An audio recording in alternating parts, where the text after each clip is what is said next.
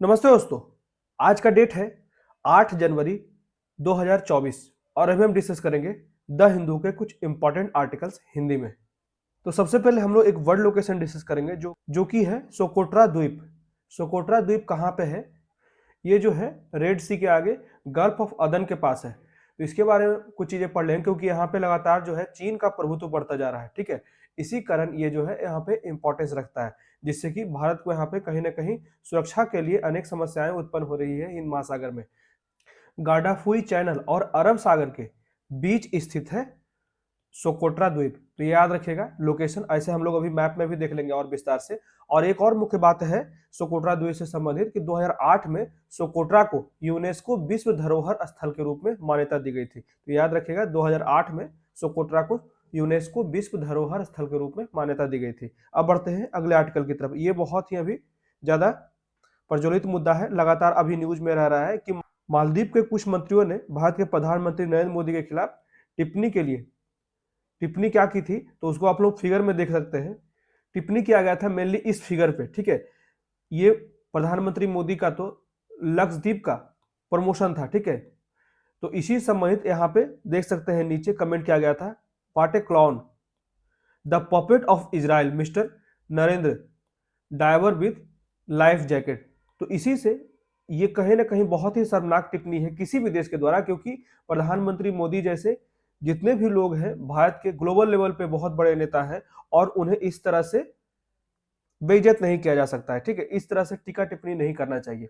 तो इसी संबंधित यहाँ पे मालदीव सरकार ने 3 उप मंत्रियों को निलंबित कर दिया है। ठीक है, तो ये तीनों जो उप मंत्री थे मालदीव में, यही तीनों को निलंबित किया गया है। यहाँ पे मरियम सियूना, मालसा शरीफ और महजूम माजिद, यही तीनों ने भारत के प्रधानमंत्री की हालिया लक्षद्वीप यात्रा के बाद प्रधानमंत्री मोदी से संबंधित अपमानजनक टिप्पणियां की थी। ठीक है, तो इसको हम लोग विस्तार से पढ़ लेंगे। उसके बाद अगला आर्टिकल जो है विमानन व्यावसायिकता, जिससे भारत को सीखने की आवश्यकता है। अभी हाल ही में 2 जनवरी 2024 को जापान एयरलाइंस JAL, जिसका एयरबस संख्या था A350 और एक जापानी कोस्टल गार्ड बॉम्बार्डियर -8 एयरक्राफ्ट जो था अभी टोक्यो के हैंसडे एयरपोर्ट पे लैंड करते समय टकरा गया था। ठीक है, तो यहाँ सबसे ज्यादा सुरक्षा को यहाँ पे प्रदर्शित किया जा रहा है कि कितना ज्यादा अच्छा कार्य किया गया था क्रू मेंबर्स के द्वारा, कि मतलब सभी के सभी 379 पैसेंजर्स क्रू मेंबर्स के साथ जो बहुत ही सुरक्षित तरीके से निकाल लिए गए एयरलाइन से, किसी को कोई भी क्षति नहीं पहुंची। परंतु वहीं दूसरी तरफ जो बम्बार्डियर था उसमें से 5 लोगों की मृत्यु हो गई। तो यहाँ पे अभी भी जांच किया जा रहा है कि जो बम्बार्डियर था वो रनवे पे कहां से आया, उसको क्या सूचना नहीं मिल पाई और अभी इसका जांच पूरा नहीं हो पाया है। और एक बात था, यहाँ पे कुछ कमियां देखी गई, जहां पे रनवे था वहां पे कुछ इंडिकेशन लाइट्स नहीं मौजूद थे। ठीक है, तो इसको भी हम लोग विस्तार से पढ़ लेंगे। मेनली जो हमें पढ़ने की जरूरत है कि आपातकालीन स्थिति में किस तरह से निकासी की गई, मात्र 90 सेकेंड में ही 379 पैसेंजर्स को बहुत ही अच्छे तरीके से निकाल लिया गया, क्योंकि जितने भी एयरबस होते हैं उसमें लगभग मात्र 3 ही इमरजेंसी एग्जिट होते हैं और यहाँ पे सिर्फ 2 का ही प्रयोग किया गया और सभी को बहुत सुरक्षित तरीके से निकाल लिया गया। जो सार्वजनिक आवाज की सुविधाएं होती है वो भी बाधित हो गई थी, तो वहां पे मेगाफोन का उपयोग किया गया और खुद से आवाज करके लोगों को संबोधित किया गया। तो ये कुछ इनिशिएटिव थे जो उठाए गए आपातकाल की स्थिति में। इन कड़े प्रशिक्षण से भारत को भी कुछ चीजें सीखने की आवश्यकता है, इसको हम लोग विस्तार से पढ़ लेंगे। उसके बाद अगला आर्टिकल है एक नई ऊंचाई, इसरो को हर किसी को आनंद लेने में मदद करनी चाहिए। यहाँ पे आदित्य L1 की बात की जा रही है, जो हमारा लैंग्वेज पॉइंट था L1, वहां पे सुरक्षित रूप से हमारा आदित्य L1 पहुंच गया है। ठीक है, जिससे कि वो ज्यादा बेहतर तरीके से सन के अपर लेयर का, ठीक है, सूरज के अपर लेयर को अच्छे तरीके से ऑब्जर्व कर सके, स्टडी कर सके। ठीक है, तो यहाँ पे मुख्य बात है जो है आदित्य L1 की, उसके साथ जो है वो 7 उपकरण दिए गए हैं जिसको आज हम लोग डिस्कस करेंगे। उसमें मेनली जो है कुछ उपकरण का कार्य है सूर्य के वायुमंडल की सबसे ऊपरी परत का अध्ययन करना। ठीक है, उसके लिए एक कोरोनोग्राफ दिया गया है।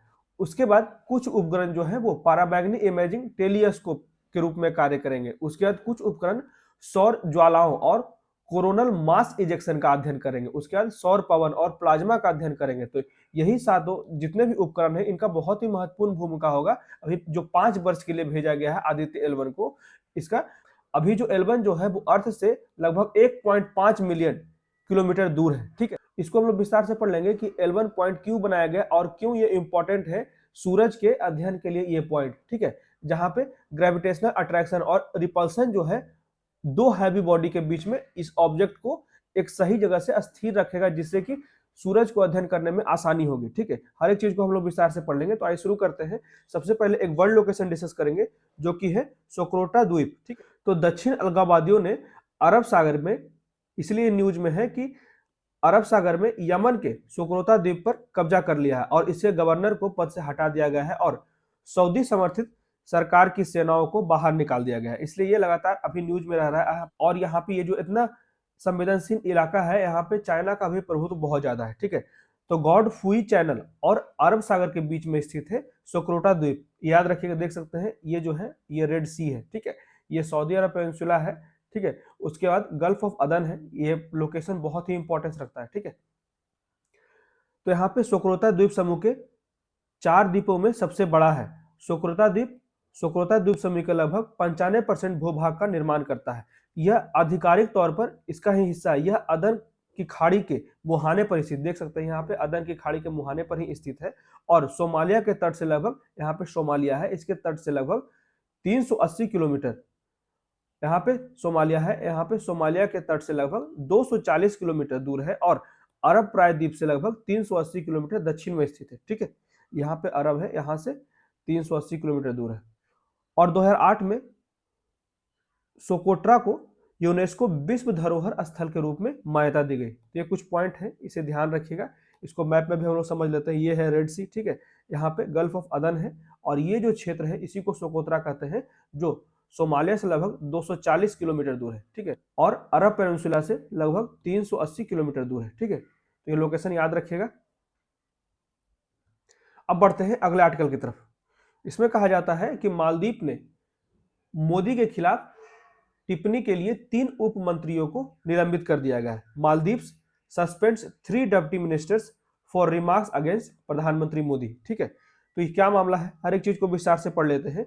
तो मालदीव सरकार ने अभी 3 लोगों को निलंबित कर दिया है। तो मालदीव में हमारे उच्चायोग ने आज विदेश कार्यालय के समक्ष मालदीव सरकार के कुछ मंत्रियों द्वारा पीएम के संबंध में की गई टिप्पणी के बारे में दृढ़ता से चिंता व्यक्त की गई। ठीक है, ये जो 3 सस्पेक्ट्स हैं जिन्होंने प्रधानमंत्री मोदी के विरुद्ध अपमानजनक टिप्पणियां की थी, यही तीनों थे। ठीक है, मरियम स्यूना, मालसा शरीफ और महजूम माजिद। ठीक है, यही तीनों थे जिन्हें भी निलंबित किया गया है। तो मालदीव में कैसे शुरू हुआ इस तरह का टिप्पणी, तो यहाँ पे देख सकते हैं, ये जब ट्विटर पे, जिसे वर्तमान समय में एक्स नाम दिया गया है, वहां पे प्रधानमंत्री मोदी के द्वारा लक्षद्वीप का यात्रा किया गया और उसका एक वीडियो डाला गया, उसी पे एक कमेंट किया गया। नीचे देख सकते हैं, what a clown the puppet. यहाँ पे इसी पे मेन जो है सबसे ज्यादा अपमान हुआ है। The puppet of Israel mister Narendra diver with life jackets. ठीक है, ये बहुत ही गलत टिप्पणी था कि पपेट ऑफ इजराइल बोला गया। ठीक है, तो प्रधानमंत्री मोदी की पोस्ट के तुरंत बाद मालदीव के कुछ प्रमुख सोशल मीडिया उपयोगकर्ताओं ने बड़े पैमाने पर भारतीयों के साथ साथ भारतीय प्रधानमंत्री पर लक्षित आक्रामक, नस्लवादी, जेनोफोबिक और अपमानजनक टिप्पणियों के साथ इसका जवाब दिया। उसमें मालदीव की युवा अधिकारिता और सूचना और कला उप मंत्री मरियम स्यूना, ठीक है, जिसका हम लोग अभी कमेंट देख सकते हैं, जिन्होंने लिखा, क्या जोकर है इजराइल के कठपुतली मिस्टर नरेंद्र गोताखोर लाइफ जैकेट के साथ। ठीक है, उसी की बात की जा रही है यहाँ पे। अब ये पोस्ट डिलीट कर दिया गया है। ठीक है, और यहाँ पे एक और पोस्ट था जिसमें स्यूना ने भारत की तुलना जो है वो गाय के गोबर से की थी। तो ये भी ध्यान रखिएगा। मेनली जो है इस तरह के न्यूज ज्यादा इंपॉर्टेंस नहीं रखते हैं। इंटरनेशनल रिलेशन में अगर कोई सवाल अगर इंडिया और मालदीव के रिलेशन से संबंधित पूछा जाता है, या फिर हिंद महासागर में किस तरह का भारत का प्रभुत्व है, ठीक है, भारत के पड़ोसी देशों के साथ संबंध है, तो कुछ एग्जाम्पल्स को कोट किया जाता है। उसका चाइना का लगातार जो प्रभुत्व बढ़ता जा रहा है, चाइना का ही कहीं ना कहीं यहाँ पे इन्फ्लुएंस दिखता है। ठीक है, तो इन चीजों को कोट किया जा सकता है। तो यहीं पे कुछ सोशल मीडिया प्लेटफॉर्म पे जो पोस्ट किए गए थे उसी को हम लोग कुछ चीजें देख लेते हैं। जैसे स्यूना ने इजराइल के साथ भारत के संबंध का उल्लेख किया और प्रधानमंत्री मोदी का अपमानजनक टिप्पणी की। ठीक है, और उसके सहयोगियों ने उसमें भाग लिया और बहुत बड़ी संख्या में जो मालदीव के लोग हैं इस टिप्पणी में, इस कमेंट में भाग लिया। और भारतीय प्रधानमंत्री की लक्षद्वीप यात्रा का उद्देश्य मालदीव के पर्यटन को चुनौती देना था, जो अपनी प्रसिद्ध समुद्री तटीय सुविधाओं पर गर्व करता है। तो यहाँ पे क्लियर कहा जाता है मालदीव से बहुत दूर नहीं है लक्षद्वीप, ठीक है। अगर मालदीव में बहुत अच्छे लोकेशंस हैं तो लक्षद्वीप में भी बहुत अच्छे लोकेशन है, और भारत से ही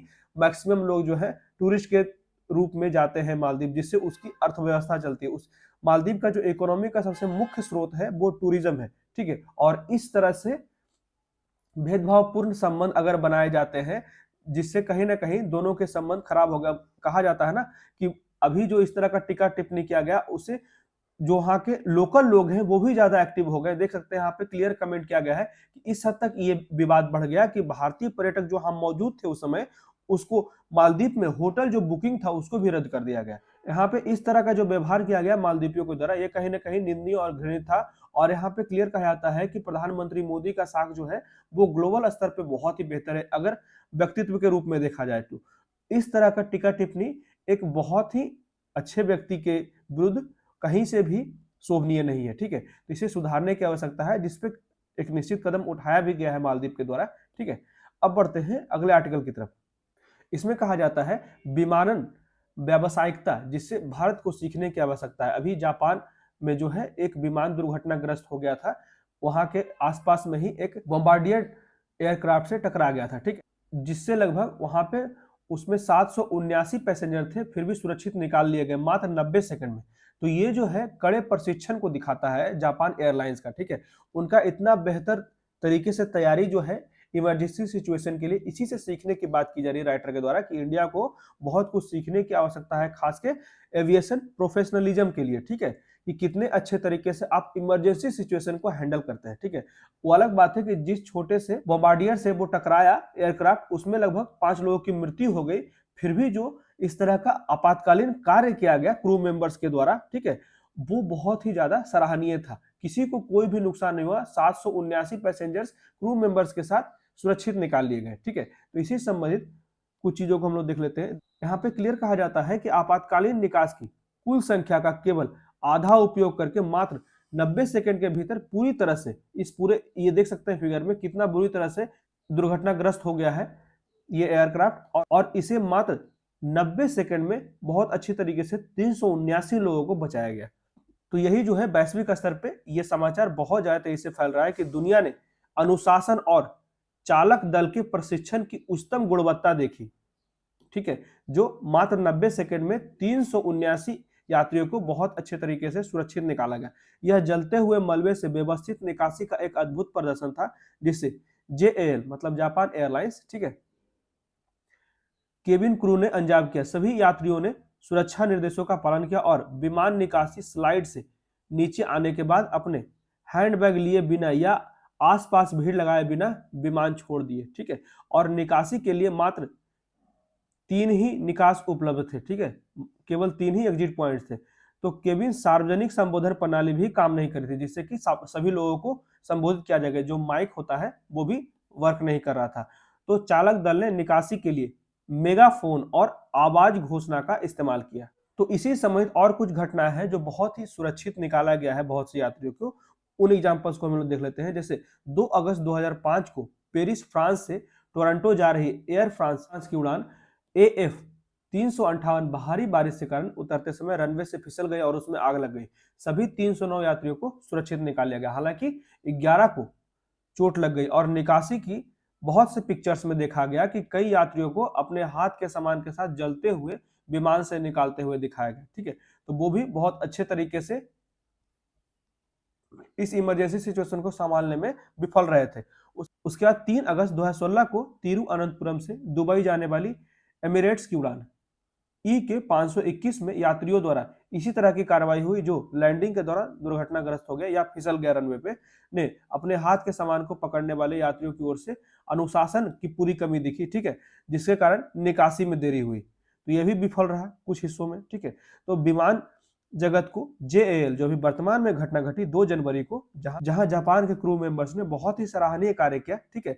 तो विमानन जगत को JAL द्वारा अपने चालक दल के प्रशिक्षण में बिल्कुल उच्च पेशेवर मानकों से बहुत कुछ सीखना चाहिए। दुनिया भर के हवाई यात्रियों को यह भी एहसास होना चाहिए कि उड़ान पूर्व आपातकालीन प्रक्रिया निर्देशों का गंभीरता से पालन किया जाना चाहिए, ठीक है। इसमें मुख्य बिंदु क्या क्या थे? जो सीखने की है जो मुख्य पॉइंट्स है, जैसे जेएल क्रू द्वारा अनुशासित निकासी से जान बचाया गया। उसके बाद आपातकालीन स्थिति के दौरान यात्री अनुशासनहीनता की घटनाओं से तुलना कर सकते हैं, इसमें एक भी अनुशासनहीनता नहीं दिखी। उसके बाद भारत के परिप्रेक्ष्य में अगर देखा जाए तो भारतीय विमानन में सुरक्षा घटनाओं की रिपोर्टिंग और प्रबंधन में खामियां देखी जाती है। चालक दल के प्रशिक्षण और सुरक्षा प्रक्रियाओं के पालन का भी महत्व बहुत ज्यादा है, जिसमें इन लोगों ने भी वर्तमान समय में बहुत अच्छा पालन किया, जिससे कारण ये लोग सुरक्षित निकल गए और जल्दी निकल गए, मात्र 90 सेकंड में ही। तो प्रमुख चुनौतियां क्या है इमरजेंसी सिचुएशन में? तो आपातकालीन स्थिति के दौरान यात्रियों में अनुशासन की कमी होती है। भारतीय विमानन उद्योग के भीतर प्रशिक्षण और सुरक्षा रिपोर्टिंग में भी कमी है, ठीक है। जो प्रशिक्षण देने वाले लोग हैं वो भी बहुत कम संख्या में है, और वहां पे अनेक जितने भी उपकरण की आवश्यकता है उसमें भी कमी है। तो एयर इंडिया में गंभीर घटना और दुर्घटनाओं पर पर्दा डालने का इतिहास बहुत पुराना रहा है। बहुत समय से गंभीर घटना या फिर दुर्घटना होता है, इस पे टाल बटोल किया जाता है, लीपापोती किया जाता है, ठीक है। तो सुरक्षा चिंताओं के प्रति सक्रिय कार्रवाई और जवाबदेही की आवश्यकता है, खासकर भारत के परिप्रेक्ष्य में अपने एविएशन सिस्टम को और इन्हांस करने के लिए और बेहतर बनाने के लिए, ठीक है। तो इसी में मानकों पर ध्यान देने की बात की जा रही है। डीजीसीए के आशीर्वाद से यहाँ पे एक कटाक्ष किया जा रहा है कि एयर इंडिया का गंभीर घटनाओं और दुर्घटनाओं को छिपाने का एक लंबा इतिहास रहा है।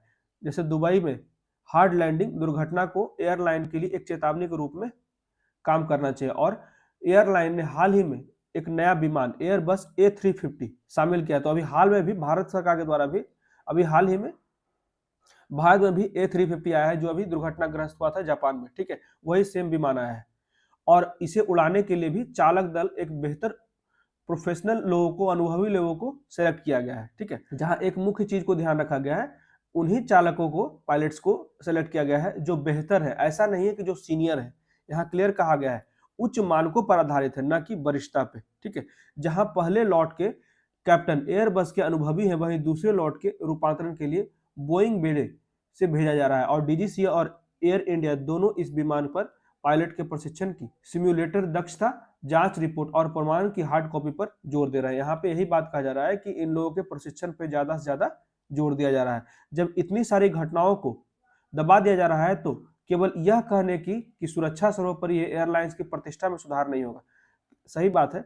तो भारत सबसे तेज से बढ़ते विमानन बाजार, भारत में बहुत तेज से एविएशन सिस्टम बढ़ रहा है, उसी की बात की जा रही है कि बढ़ते विमानन बाजार में से एक होने का दावा करता है। लेकिन यात्री सुरक्षा के मामले में हम कहाँ खड़े हैं, इसे भी देखने की आवश्यकता है।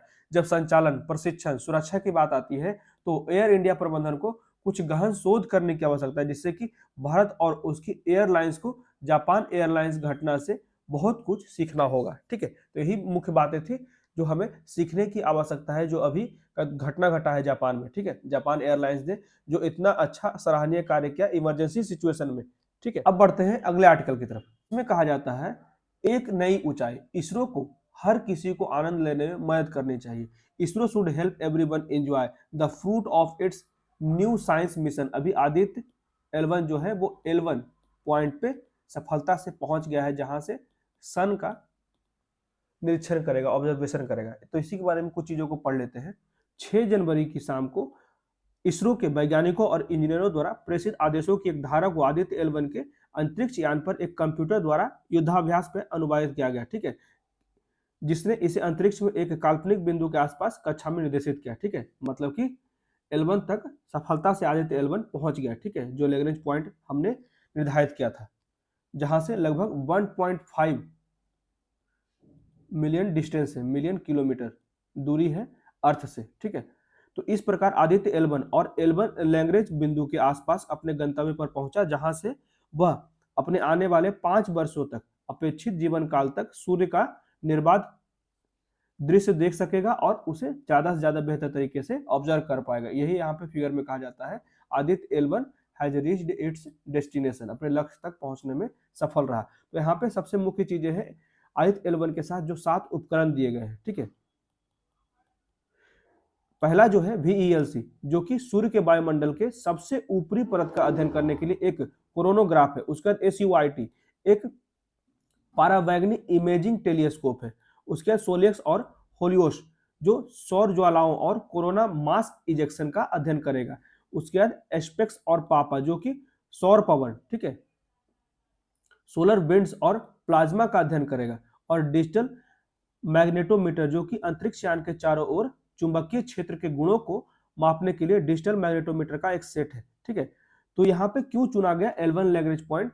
तो इसरो ने L1 लैग्रेंज बिंदु को चुना है जो कि पृथ्वी से लगभग 1.5 मिलियन मतलब कि 15 लाख किलोमीटर दूर पृथ्वी सूर्य दिशा में है। ठीक है, देख सकते हैं यहाँ फिगर में ये जो पॉइंट है ये L1 है। ठीक है, ये पृथ्वी है, यहाँ पे L2 है, टोटल 5 पॉइंट्स है। ठीक है, और यहाँ पे बीच में सूरज है। तो पृथ्वी सूर्य प्रणाली में 5 लैग्रेंज बिंदुओं में से एक, क्योंकि दो पिंडों के गुरुत्वाकर्षण प्रभाव इस तरह से परस्पर क्रिया करते हैं कि यहाँ एक छोटे पिंड को अनुभव नहीं होगा किसी एक ओर। तो यहाँ पे यही पॉइंट रखा गया है, जो सूर्य का गुरुत्वाकर्षण ज्यादा होगा और अर्थ का कम होगा, इसी के लिए ये ऐसा पॉइंट रखा गया है जहां पे दोनों का गुरुत्वाकर्षण यहाँ पे बैलेंस हो जाए। ठीक है, तो किसी एक ओर नहीं खींच पाएगा और यहाँ पे अस्थिर रहेगा, इसलिए आदित्य L1 कम ईंधन खर्च करते हुए L1 पर रह सकता है और इसका वैज्ञानिक मिशन लगभग 1 महीने में शुरू हो जाएगा जब इसके थ्रस्टर का उत्सर्जन कम हो जाएगा। ठीक है, तो इसीलिए यहाँ पे L1 को चुना गया है।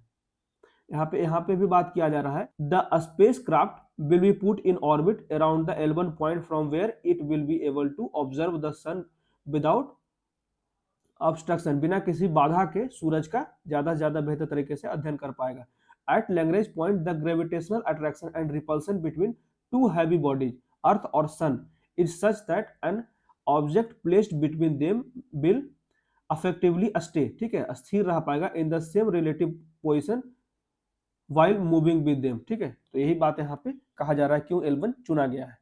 आदित्य L1 के ऐतिहासिक इतिहास को पूरा करता है और जिसका इतिहास जो है कोडाई कैनाल सौर वेधशाला से भी जुड़ा हुआ है। तो इसे हम लोग जान लेते हैं कि आदित्य L1 का कैसे कोडाई कैनाल सौर वेधशाला से जुड़ा हुआ है। का इतिहास कोडाई कैनाल सौर वेधशाला से जुड़ा हुआ है, जिसने 1901 में परियोजना शुरू किया था इसे अंतरिक्ष में ले जाकर। ठीक है, यह एक्सपोसेट मिशन का भी अनुसरण करता है, जिससे 1 जनवरी को दुनिया का दूसरा एक्सरे, ठीक है, पहला यूएसए है, पोलारीमेट्री उपग्रह बनाने के लिए लॉन्च किया गया था और एक्स्ट्रोसैट के 8 साल बाद जो अपनी खुद की कई ऊंचाइयों पर पहुंच गया है। तो ऐसी उपलब्धियों के साथ एक महत्वपूर्ण मुद्दा सार्वजनिक है कि भारत इतना तेजी से स्पेस के क्षेत्र में जो प्रगति कर रहा है उसी का उदाहरण दिया जा रहा है। जैसे यहाँ पे कहा जाता है आदित्य L1 हो या फिर एक्सपोसैट जो है भारत के दृष्टिकोण से बहुत बड़ी प्रगति है। परंतु यहाँ पे एक बात और कहा जाता है कि जेम्स वेब स्पेस टेलीस्कोप की इमेजिंग क्षमताओं की तुलना में अभी भी कमजोर है भारत, जो कि 3 अंतरिक्ष एजेंसियों द्वारा संचालित की जाती है। फिर भी कोई बात नहीं, भारत बहुत अच्छे तरीके से आगे बढ़ रहा है और ये सभी चीजों को पीछे छोड़ सकता है। जब मंगल जैसे अभियान को इतने अच्छे तरीके से भारत के द्वारा पूरा किया गया था, ठीक है, तो ये सारी चीजें भी भारत धीरे धीरे आगे बढ़ता ही जाएगा। तो फिर भी कई लोग यह भी उम्मीद करते हैं कि इसरो जो है भारतीय अंतरिक्ष यान ब्रह्मांड की हाई रेजोल्यूशन तस्वीरें खींचेगा और जब ऐसा नहीं होता है तो वे निराश हो जाते हैं। तो यहाँ पे एक मुद्दा और है कि अच्छे तरीके से इमेजिंग सिस्टम भी हमारे पास नहीं है, तो यह उचित नहीं है। इस तथ्य को दरकिनार करते हुए कि सभी उपकरण इमेजर नहीं है, इसरो अपने और अपने सहयोगी संस्थानों की सार्वजनिक आउटरीच प्रयासों का विस्तार करके और भी कुछ अच्छा कर सकता है, जैसे कि विशिष्ट मिशन पर केंद्रित खुले दिनों की मेजबानी करना और नियमित अंतराल पर एक परिणाम पर विज्ञान संचार शुरू करना। हर किसी को एक नई ऊंचाई का जश्न मनाने में सक्षम होना चाहिए, लेकिन विशेष रूप से बड़े पैमाने पर लोगों, इसलिए इसरो को मिशन में उन घटकों को शामिल करने पर भी विचार करना चाहिए जो सार्वजनिक हित को बढ़ावा देते हैं। इन सभी प्रयासों के लिए धन की आवश्यकता होगी, लेकिन पिछले कुछ समय से इसरो को सरकार से अच्छे तरीके से सपोर्ट मिल रहा है। उसे देखते हुए यह सिर्फ और सिर्फ पूछने की बात है। ठीक है, तो यहाँ पे इमेजिंग सिस्टम को भी भारत जो है लगातार सुधारने का प्रयास कर ही रहा है। ठीक है, तो ये थे कुछ इंपॉर्टेंट आर्टिकल जो आज के द हिंदू के न्यूज़पेपर में थे। कैसा लगा प्लीज मुझे कमेंट करके बताएं और मेरे वीडियो को ज़्यादा से ज़्यादा लाइक करें, शेयर करें और मेरे चैनल को सब्सक्राइब करें। Thank you.